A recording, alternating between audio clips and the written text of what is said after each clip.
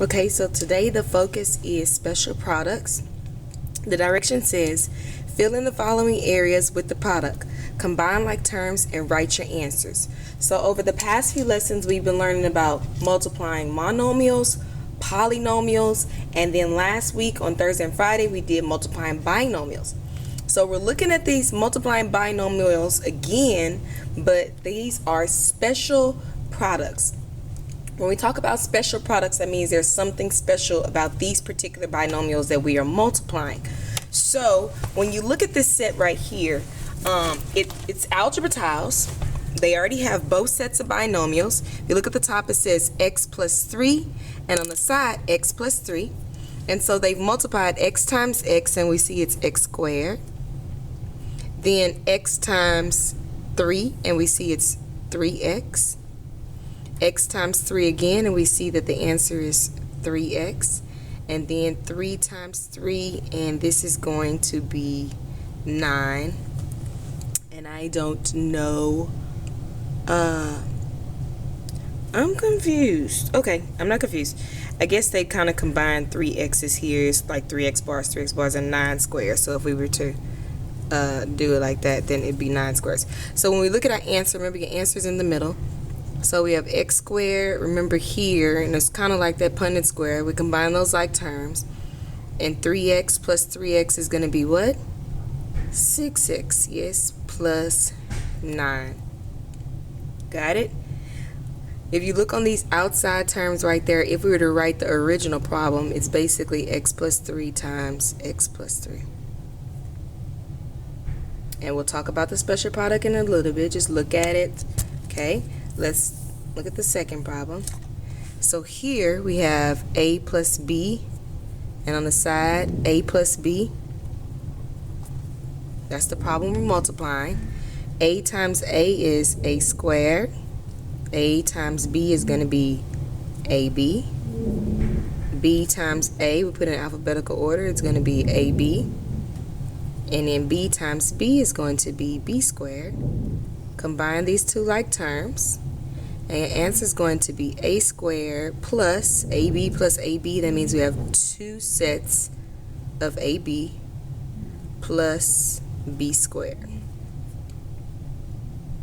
Everybody got it? Okay, let's move to the third example. And this one, I guess it kind of slightly got pushed over, so the 5 is really supposed to be right here. The negative d is supposed to be on top of there, so just kind of ignore that right there. And multiply 5 times 5 is 25. 5 times negative d is going to be negative 5d. Negative d times 5 is going to be negative 5d. And then negative d times negative d is going to be d squared. Combine our like terms. We're going to write d squared first. Negative 5d and negative 5d is going to be negative 10d plus 25. Everybody got that? Okay, so look back at all 3 of those problems we just did. Take a second to look at them and see if you can figure out what the pattern is. What we started with, what we got for the answer. What we started with, x plus 3 times x plus 3, and what we got for the answer.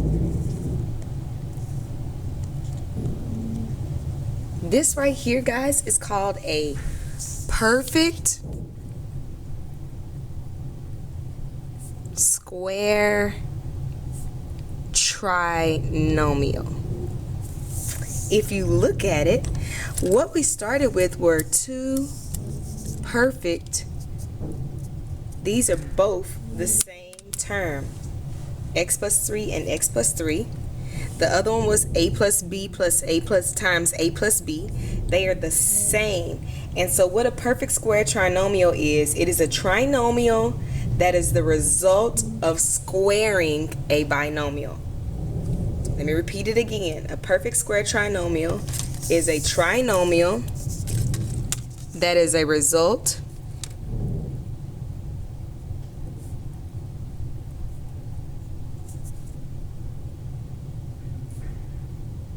of, I'm writing off the page, sorry, of squaring a binomial. So if you look at that first one, we had x plus 3, and so you really don't have to write it twice. It's basically squared. X plus 3 squared. Everybody see that? And this squared, be very careful, listen up. This squared does not mean you distribute it into the parentheses and do 3 squared x squared. Whenever you have a binomial, you know it, because this term is separated by a plus or minus sign. So that does not mean you distribute it. This x squared means you basically write it out twice, like that. You're used to, in the past, our problems having 3x and it's squared, and so then that's when we would distribute on those monomials. But you cannot do it on these problems because it has a plus sign in between. So this x plus 3 squared means you're writing it twice. And if you look at the pattern back on the problem, basically when you have a perfect square, all you're doing is taking 3 plus 3 to get the middle term, and then multiplying 3 times 3 to get the outside term. So you're basically taking that last term in each parentheses, adding it to get the middle term, multiplying to get the last term. On those type of problems. On here, it's a little bit more difficult because it has 2 variables. And down here, it's the same thing. We basically took the -5 and -5 and got 10, and then 5 times 5 and got 25. So down here, let's look at these examples. You notice they're perfect squares, so you should be able to go through and use the shortcut. We see x times x, we know it's x squared. They're both identical parentheses, so we know 7 plus 7, our middle term is going to be 14x. 7 times 7, our last term is going to be 49. Now, this is where it can get slightly confusing. It's a special product because it's a perfect square, but people try to use a shortcut and sometimes they mess it up. So if you think you're one of those people that will mess it up, do not do the shortcut. Let me repeat, because some of you are not listening in your own la-la land and you're going to be the main one to mess it up. Do not use the shortcut if you do not understand. Got it? Good. If you don't understand, use foil or window pane. If you think you're going to mess it up, just stick with foil or window pane. Do I need to say it a third time? Probably so, because somebody probably had their hand up and asking a question. Do not use it if you think you'll mess it up. Stick with foil or window pane. Okay, so let's look down here at number 6. It says x plus 4 squared. It has a plus sign in the middle, so we are not distributing. We are writing it twice. And so if you do the shortcut, some of you probably have already done and finished with it. You have x squared, 4x, and 4x is going to give us 8x. 4 times 4 is going to give us 16. Got it? On something like number 5 and 7, the shortcut can kind of be confusing to some people because now it has 2 numbers in there. So let's just do 4. We have 2x times 2x. That's going to give us 4x squared. We distribute to the outer, we end up with 10x. The inner, we get 10x. The last term, 5 times 5, we get 25. Combine your like terms, and so your final answer is going to be 4x squared plus 20x plus 25. Got it? Okay, try the last one on your own.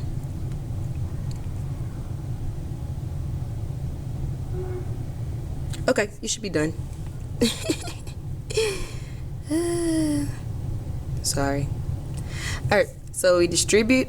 We end up with 9b squared. Then the outer term, we have negative 4bc. Inner term, oh, I can't multiply. Sorry. I know some of y'all raising your hand, having a heart attack. It's wrong, it's wrong. Okay, the inner term is negative 12bc. And the last term, negative times a negative, is going to be a positive 16c squared. So the final answer is 9b squared minus 24bc plus 16b squared. And so those are perfect square trinomials. Okay, let's flip it over. Okay, on the back we have another type of special product. Let's multiply. A times A is going to be A squared. A times B is going to be AB. A times negative AB is going to be negative AB. And negative B times B is going to be negative B squared. What happens to our middle terms when we combine them? They end up canceling. So our final answer, and I'll scoot that out a little bit, is A squared minus B squared. Got it? Okay, let's look at this one. Basically, I have x plus 3 times x minus 3. X times x is going to be x squared. X times 3 is going to be 3x. Negative 3 times x is going to be negative 3x. And negative 3 times 3 is going to be negative 9. Combine like terms.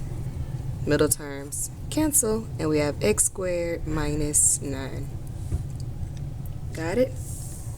Down at the bottom, 5 times 5, we have 25. 5 times negative 5d. 5 times positive d is 5d, and then negative d times positive d is negative d squared. This cancels, and our answer is negative d squared plus 25. If you look at it, what do you notice? Another pattern. This right here is called a difference of two squares. Because if you look at what we start with, it looks identical, but if you look closely, one is a positive, one has a negative. And so with the difference of two squares,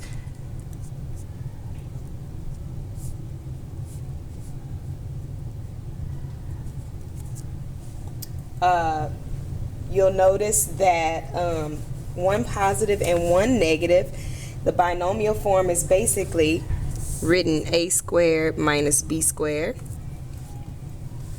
And the positive and the negative are going to cancel each other out. So in this case, on a difference of square, when you see there's the same, the middle term cancels because we know a positive can cancel a negative, and so the middle term cancels out. So if you come down here, these shortcuts are really, really easy because we see a positive and a negative, they're both the same. So we know you're basically just multiplying the first times the last because the middle term will cancel out. 7x minus 7x cancels. Same down here, negative 4x and positive 4x, the middle term is going to cancel, so the answer is just x squared minus 16. Over here, negative 10x and positive 10x are going to cancel, so you're just doing first 2x times 2x is going to be 4x squared, and the last is going to be negative 25. And the final one is 3b times 3b is going to be 9b squared. Middle term cancels because it's a difference of square. And the last term is going to be negative 16c squared. So in a difference of square, the middle terms cancel out. And if you do full or window pane, you'll see that the middle term will cancel out. And remember, these are squares, so that's kind of why our problems were in square form, because most of the time on squares, we'll notice perfect squares work out with squares because squares have all the sides are the same. So in an area, if it's a perfect square, you'll know that. But on difference of squares, they're almost the same except they have one positive, one negative term, so the middle term will cancel out. So it's almost identical, but not quite identical and something like that. Take your time. If you don't understand special products, use window pane or what? FOIL method. Don't try the shortcut and mess it up. Go ahead and start working on your handouts.